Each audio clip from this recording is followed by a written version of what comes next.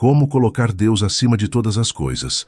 Se você quer continuar recebendo nossos vídeos, se inscreva no canal e ative o sininho. Reconhecer a soberania de Deus é o primeiro passo essencial para colocá-lo acima de todas as coisas. Em um mundo onde tantas vozes clamam por nossa atenção e devoção, é fácil perder de vista a grandeza e o poder absoluto de Deus sobre toda a criação. O salmista declarou com convicção: o Senhor estabeleceu o seu trono nos céus e como rei domina sobre tudo o que existe. Salmos 103:19. Este versículo nos lembra que Deus não apenas criou o universo, mas continua a governá-lo com perfeição e justiça. A soberania de Deus significa que Ele tem o controle absoluto sobre todas as coisas, desde o movimento dos astros até os menores detalhes de nossas vidas. No entanto, o reconhecimento dessa soberania muitas vezes encontra resistência em nossos corações. Queremos o controle, desejamos a liberdade de fazer nossas próprias escolhas, sem perceber que a verdadeira liberdade e paz só são encontradas quando nos submetemos ao governo de Deus. Quando reconhecemos a soberania divina, aceitamos que Deus está no comando e que suas decisões são sempre melhores e mais sábias do que as nossas. Esse reconhecimento não é uma mera aceitação intelectual, mas uma postura de adoração e reverência. Paulo, ao escrever aos Romanos, afirmou: ó profundidade da riqueza, tanto da sabedoria como do conhecimento de Deus. Quão insondáveis são os seus juízos e quão inescrutáveis os seus caminhos. Romanos 11:33. Tal é a grandeza do nosso Deus, cujas decisões estão além da nossa compreensão e cujo domínio é eterno. À medida que compreendemos a profundidade desse poder, nossos corações se voltam para uma vida de entrega e adoração genuína. Colocar Deus acima de todas as coisas começa quando reconhecemos que Ele é soberano em todos os aspectos. Isso implica confiança em sua autoridade e submissão à sua vontade, mesmo quando não entendemos o que Ele está fazendo em nossas vidas. Tiago nos alerta: vós não sabeis o que acontecerá amanhã. O que é a vossa vida? Sois, na verdade, um vapor que aparece por um pouco e logo se desvanece. Tiago 4:14. Esse versículo nos desafia a perceber nossa própria fragilidade diante de um Deus imutável e eterno. Para reconhecer a soberania de Deus, devemos cultivar uma postura de humildade. A arrogância humana é uma barreira para enxergar o poder de Deus em ação. Quando nos exaltamos e confiamos em nossas próprias forças, impedimos que a soberania divina se manifeste plenamente em nossas vidas. No entanto, quando nos humilhamos perante Ele, como instruiu Pedro: humilhai-vos, portanto, sob a poderosa mão de Deus, para que Ele, em tempo oportuno, vos exalte. 1 Pedro 5:6. Abrimos espaço para que Ele opere de forma poderosa em nossa vida. Essa humildade nos leva à obediência. Quando aceitamos a soberania de Deus, entendemos que não há maior segurança do que estar debaixo de sua direção. Suas leis não são pesadas, mas guias amorosas para nos proteger e nos levar ao bem maior. Como Jesus ensinou: se me amais, guardareis os meus mandamentos. João 14:15. O reconhecimento da soberania de Deus se traduz, portanto, em um coração disposto a obedecer, sabendo que Ele sabe o que é melhor para nós. Reconhecer a soberania de Deus nos traz paz. Em um mundo caótico e incerto, podemos descansar na certeza de que Deus está no controle. Mesmo quando enfrentamos provações, podemos confiar que Ele está trabalhando para o nosso bem. Romanos 8:28. O reconhecimento da soberania de Deus nos permite enfrentar as dificuldades da vida com confiança e esperança, sabendo que estamos sob o cuidado de um Deus amoroso e poderoso. Após reconhecer a soberania de Deus, o próximo passo natural é nos submetermos à sua vontade. Submissão, no contexto bíblico, não é uma atitude passiva ou de resignação, mas um ato voluntário de fé e confiança no caráter amoroso e justo de Deus. Jesus nos deu o maior exemplo de submissão no jardim do Getsêmani, quando orou: Pai, se queres, afasta de mim este cálice. Contudo, não se faça a minha vontade, mas a tua. Lucas 22:42. Essa oração nos ensina que, mesmo nos momentos mais difíceis, nossa resposta à soberania de Deus deve ser a entrega completa ao que Ele deseja para nós. Submeter-se à vontade de Deus exige, antes de tudo, um coração transformado. A natureza humana é inclinada a resistir à autoridade divina, pois muitas vezes nossa vontade entra em conflito com os planos de Deus, como Paulo escreveu aos Romanos: porque os que se inclinam para a carne cogitam das coisas da carne, mas os que se inclinam para o Espírito, das coisas do Espírito. Romanos 8:5. Somente quando vivemos pelo Espírito Santo é que podemos desejar e buscar a vontade de Deus acima da nossa. O ato de submissão começa com a compreensão de que os planos de Deus para nós são perfeitos, mesmo que não entendamos completamente o que Ele está fazendo. Em Isaías 55:9, Deus nos lembra: porque assim como os céus são mais altos do que a terra, assim são os meus caminhos mais altos do que os vossos caminhos, e os meus pensamentos mais altos do que os vossos pensamentos. Essa diferença entre o nosso entendimento limitado e a sabedoria infinita de Deus nos desafia a confiar nele em cada detalhe da nossa vida. Entregar-se à vontade de Deus também envolve uma renúncia constante. Jesus afirmou em Lucas 9:23: se alguém quer vir após mim, negue-se a si mesmo, tome cada dia a sua cruz e siga-me. Esse chamado é uma lembrança diária de que viver sob a vontade de Deus requer a negação de nossos próprios desejos, confortos e planos, e uma entrega completa ao propósito maior que Ele tem para nós. Não é um processo fácil, mas é o caminho para a verdadeira paz e realização. Muitas vezes a maior barreira para essa submissão é o medo. Temos medo do desconhecido, medo de perder o controle, medo de abrir mão de algo que valorizamos. No entanto, a Bíblia nos conforta ao garantir que a vontade de Deus é boa, agradável e perfeita. Romanos 12:2. Podemos não entender de imediato por que Deus nos conduz por certos caminhos, mas podemos ter certeza de que Ele tem sempre o melhor para nós, mesmo quando isso envolve dor ou perda temporária. Essa confiança na bondade da vontade de Deus é ilustrada na vida de José. Vendido como escravo por seus próprios irmãos e lançado injustamente na prisão, José poderia ter se amargurado ou questionado os planos de Deus. Contudo, ele permaneceu submisso à vontade divina, e no final pôde declarar: vós, na verdade, intentastes o mal contra mim, porém, Deus o intentou para o bem, para fazer, como vedes agora, que se conserve muita gente com vida. Gênesis 50:20. A história de José nos lembra que, mesmo quando não conseguimos ver o quadro completo, Deus está trabalhando para o nosso bem. Submeter-se à vontade de Deus também significa confiar nele nos pequenos detalhes da vida.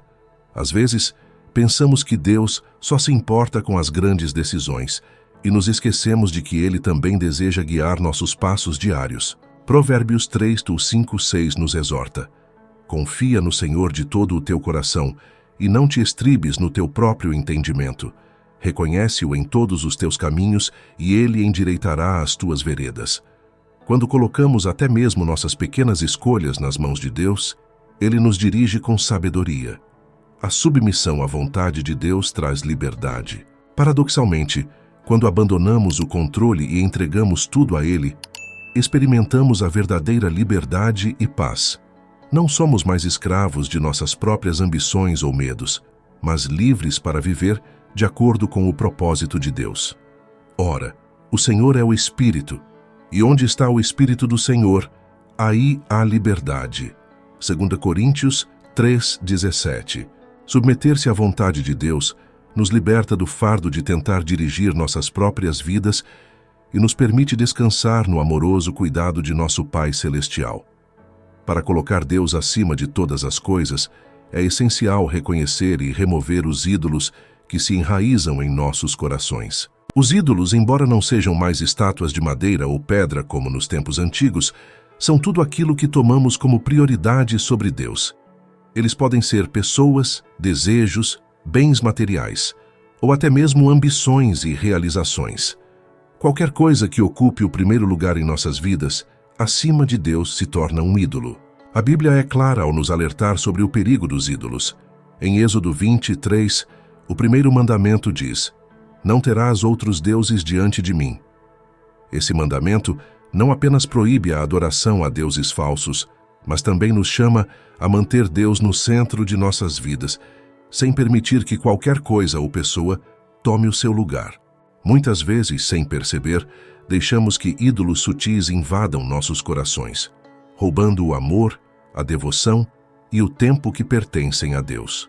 O problema dos ídolos é que eles prometem o que só Deus pode dar: segurança, paz, identidade e propósito. No entanto, esses ídolos sempre nos decepcionam. Quando depositamos nossa esperança em bens materiais, nos tornamos escravos do consumismo. Quando fazemos de nossos relacionamentos o centro da nossa vida, ficamos dependentes emocionalmente. Quando buscamos poder ou status, nos tornamos vazios e inquietos. Isaías 44:20 descreve bem essa ilusão. Ele se alimenta de cinzas. O coração enganado o iludiu, de maneira que não pode livrar a sua alma, nem dizer: "Não é mentira aquilo em que confio?" Uma das formas de identificar os ídolos em nossas vidas é observar onde colocamos nossa confiança e o que ocupa nossos pensamentos. Jesus advertiu: "Porque onde está o vosso tesouro, aí estará também o vosso coração." Mateus 6:21. Pergunte a si mesmo: onde tenho investido a maior parte do meu tempo, energia e recursos? Aquilo que mais valoriza em sua vida pode revelar o que se tornou um ídolo. Se não é Deus, algo precisa ser realinhado. Além disso, os ídolos se revelam em nossas reações emocionais. Quando algo que valorizamos excessivamente é ameaçado ou perdido, como reagimos? Sentimos pânico, raiva ou desespero? Isso pode ser um sinal de que estamos idolatrando aquilo. Um exemplo bíblico forte é o do jovem rico, que se recusou a seguir Jesus porque seu coração estava preso à riqueza. Jesus disse a ele: "Ainda te falta uma coisa. Vende tudo quanto tens, reparte-o pelos pobres e terás um tesouro nos céus. Depois vem e segue-me." Lucas 18:22. Infelizmente, ele foi embora triste, porque seus bens se tornaram um ídolo maior do que Deus. O processo de abandonar os ídolos começa com arrependimento genuíno. Precisamos confessar a Deus que permitimos que coisas ou pessoas tomassem o lugar que pertence exclusivamente a Ele. A idolatria não é apenas uma falha menor, é uma violação direta do relacionamento com Deus, que deve ser nosso único Senhor e Salvador. 1 João 5:21 nos aconselha: "Filhinhos, guardai-vos dos ídolos." Essa exortação final do apóstolo João ecoa como um chamado contínuo para a vigilância em nossos corações. Depois do arrependimento, vem a substituição.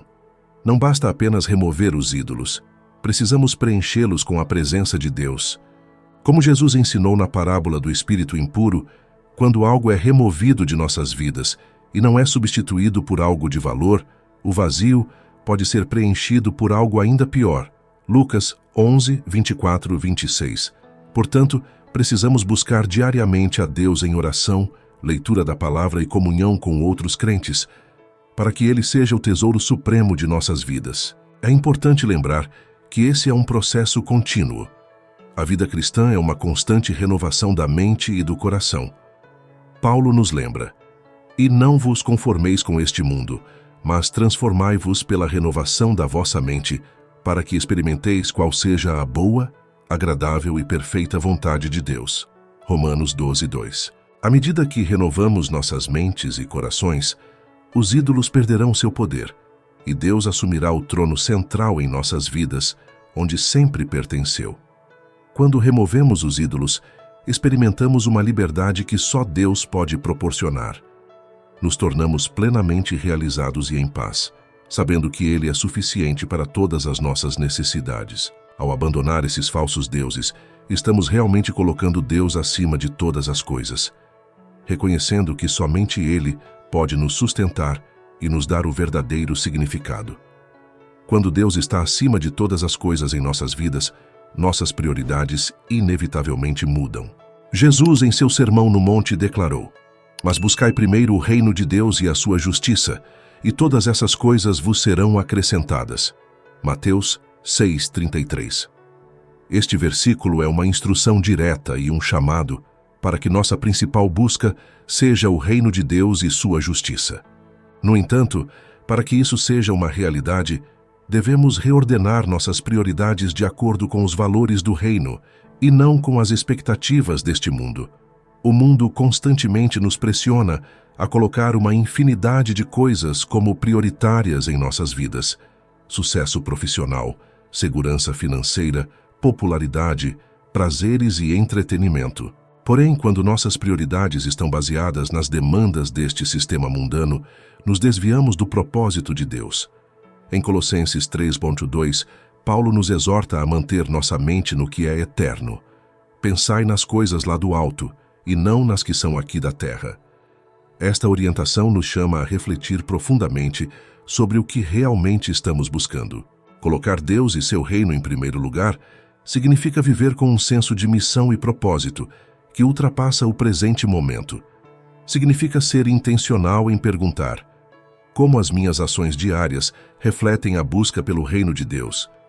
Será que estou mais preocupado em acumular riquezas ou em ser generoso e investir em vidas? Será que o meu tempo é gasto de forma a aprofundar meu relacionamento com Deus e a expandir seu reino, ou está sendo consumido pelas distrações do dia a dia? Essa mudança de prioridades implica também em escolher o que tem valor eterno em detrimento do que é temporário. Jesus nos advertiu a respeito disso em Mateus 6:19 e 21. "Não ajunteis para vós tesouros na terra, onde a traça e a ferrugem tudo consomem, e onde os ladrões minam e roubam, mas ajuntai para vós tesouros no céu." Ajuntar tesouros no céu significa que nossas decisões diárias devem estar enraizadas em valores eternos, como justiça, compaixão, serviço e amor a Deus e ao próximo. Essa reordenação de prioridades também se manifesta na forma como utilizamos nosso tempo. O tempo é um dos recursos mais valiosos que temos, e como administramos esse recurso revela muito sobre onde estão nossas prioridades. Devemos perguntar: estou dedicando tempo suficiente à oração, à meditação na palavra e à comunhão com Deus? Ou minha agenda está cheia de compromissos que, embora importantes, ocupam todo o espaço e me afastam da intimidade com Deus? Efésios 5:15-16 nos aconselha: "Portanto, vede prudentemente como andais, não como nécios, mas como sábios, remindo o tempo, porque os dias são maus." Outro aspecto fundamental de alinhar nossas prioridades com o reino de Deus é a prática da generosidade. No reino de Deus, dar é mais importante do que receber. Atos 20:35. Devemos ter corações dispostos a ajudar os necessitados, a sustentar o ministério e a servir a comunidade. Quando colocamos Deus acima de todas as coisas, nosso desejo de acumular bens materiais diminui e a generosidade se torna uma expressão do nosso amor por Deus e pelas pessoas. A generosidade também reflete nossa confiança de que Deus proverá tudo o que precisamos, conforme sua promessa em Filipenses 4:19. "O meu Deus suprirá todas as vossas necessidades, segundo as suas riquezas na glória em Cristo Jesus." Além disso, nossas relações também são impactadas. Quando nossas prioridades estão alinhadas com o reino de Deus, nossa maneira de tratar as pessoas muda. Jesus disse: "Amarás o teu próximo como a ti mesmo." Mateus 22:39. Esse amor se torna o centro de nossas interações.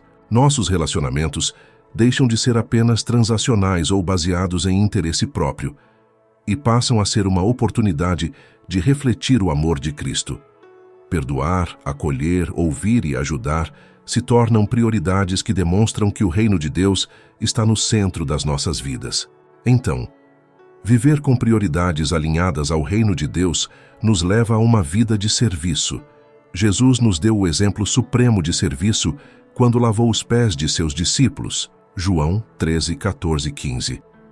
Ele nos mostrou que no reino de Deus a grandeza não é medida pelo quanto somos servidos, mas pelo quanto servimos aos outros.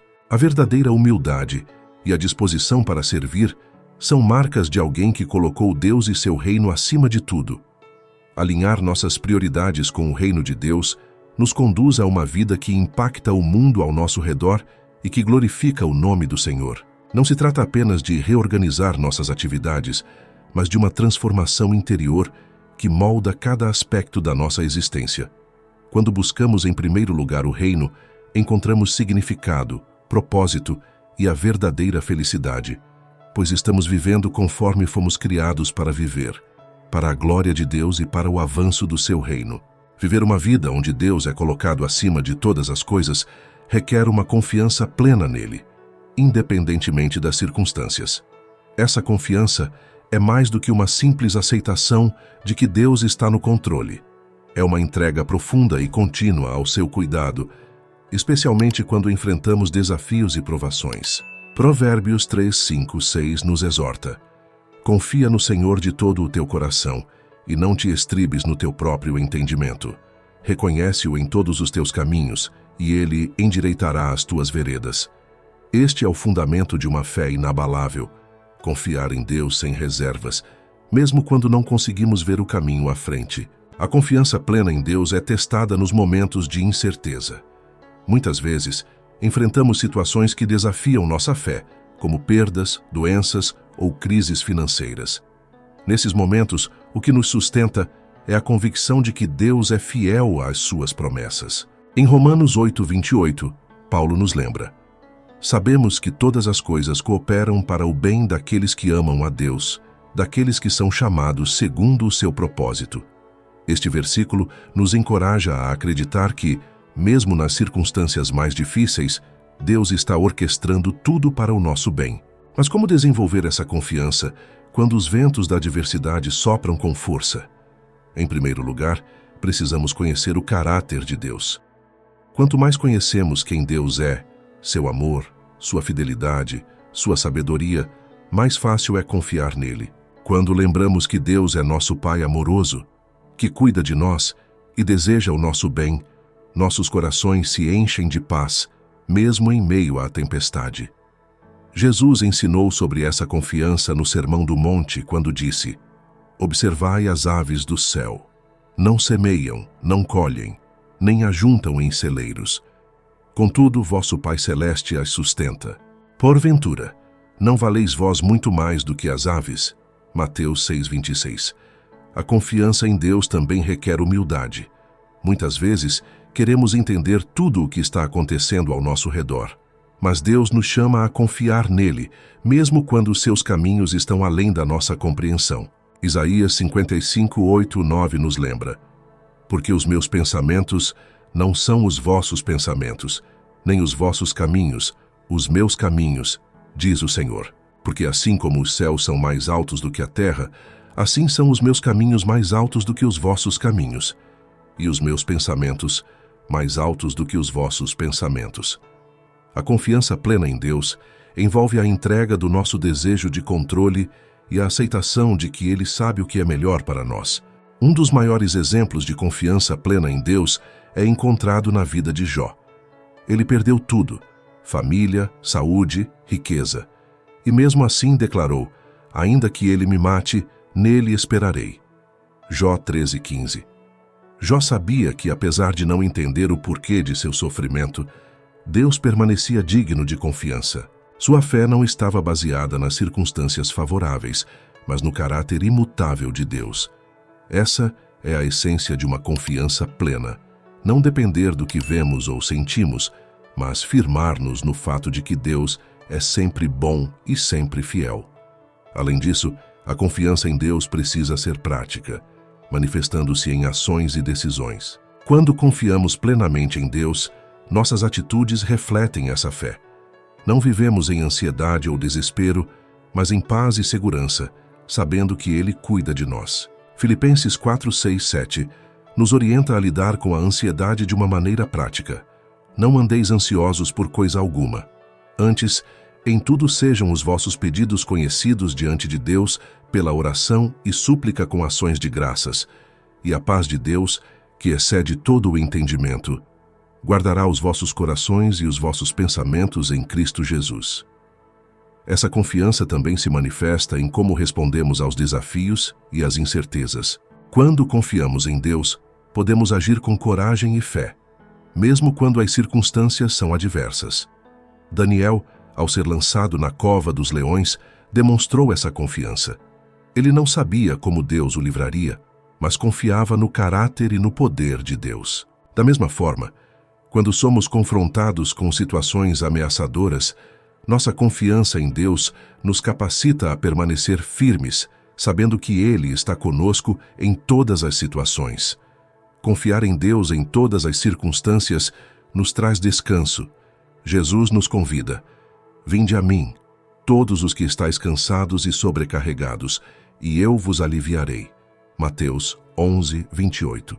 Quando colocamos nossa confiança nele, encontramos descanso para nossas almas, pois não estamos mais carregando o fardo sozinhos. A confiança plena nos permite viver com um senso de paz interior, sabendo que, independentemente do que o futuro reserva, Deus já está lá, cuidando de cada detalhe. Essa confiança nos liberta do medo do amanhã e nos permite viver plenamente no presente, confiantes de que, em cada situação, Deus está trabalhando para o nosso bem e para a sua glória. Assim, viver com confiança plena em Deus é um reflexo claro de que estamos colocando-o acima de todas as coisas, entregando-lhe não apenas nossos planos e desejos, mas também nossas preocupações e medos, certos de que Ele é fiel para nos guiar em cada passo. Colocar Deus acima de todas as coisas culmina em viver de forma que cada aspecto da nossa vida glorifique o seu nome. O apóstolo Paulo nos orienta claramente em 1 Coríntios 10, 31. Portanto, quer comais, quer bebais ou façais qualquer outra coisa, fazei tudo para a glória de Deus. Essa declaração poderosa nos mostra que viver para a glória de Deus não se restringe a momentos espirituais ou religiosos, mas envolve todas as nossas ações, atitudes e decisões diárias. Viver para a glória de Deus significa que nossas vidas devem refletir o caráter de Deus em tudo o que fazemos.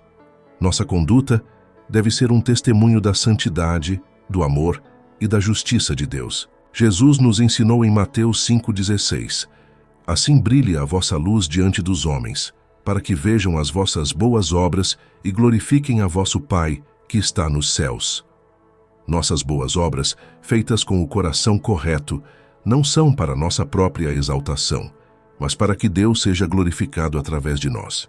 Para viver dessa forma, é necessário que nossa motivação principal seja agradar a Deus e não aos homens. Em Gálatas 1:10, Paulo nos desafia a refletir sobre nossas intenções. Porventura procuro eu agora o favor dos homens ou o de Deus?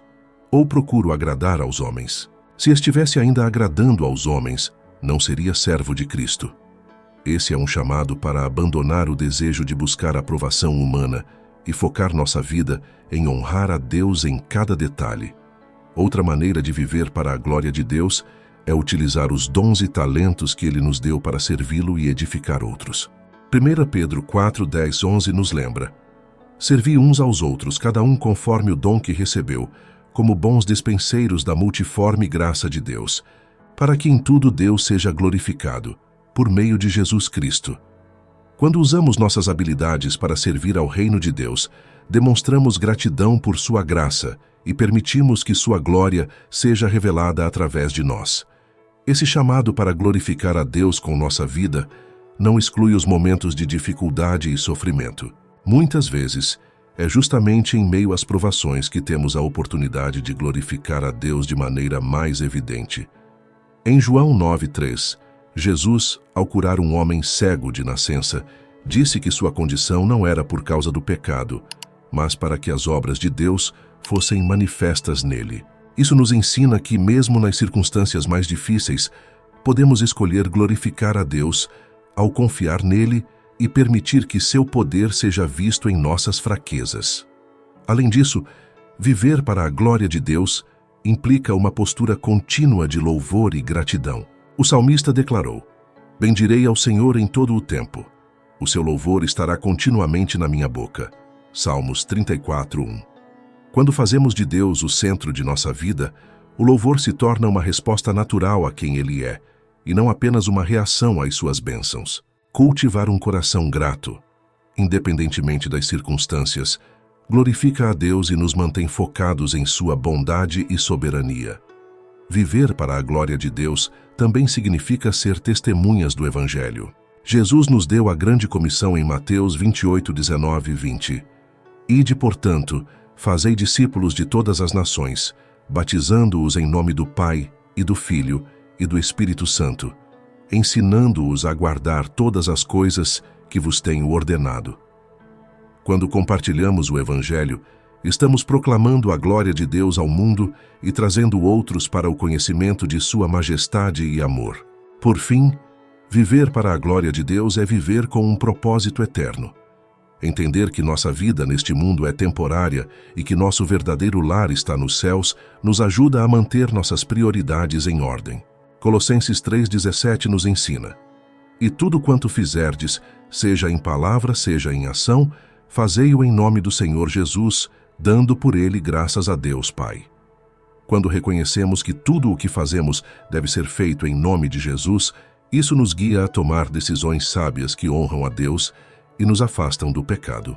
Ao vivermos para a glória de Deus, experimentamos a verdadeira liberdade e satisfação, pois estamos vivendo para o propósito para o qual fomos criados. Como Isaías 43:7 nos lembra, fomos formados para a glória de Deus. Quando cumprimos esse propósito, nossas vidas encontram o seu maior significado e refletimos a grandeza e o poder do nosso Criador para o mundo.